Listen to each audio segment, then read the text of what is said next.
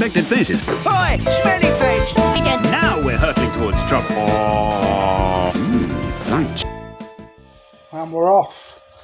A shame we didn't have any more white resin. I may have to mix black in with it because that's all I've got in this type of resin.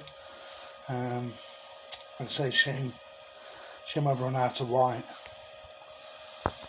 Well, I'm praying that there's going to be enough resin in there for this danger mouse. Oh, I hope there's. I don't want to have to mix some black in. So yeah, just doing the face at the moment. Still got about 3 hours to go. Fingers are still crossed that the resin will last. Please. Did it print? Well, there's some resin in the vat, so that's a good sign. Right, let's take it somewhere we can see it better. It's 3D printed. Let's hope it's done it properly. Here we go. Danger Mouse, 3D printed. No skill required.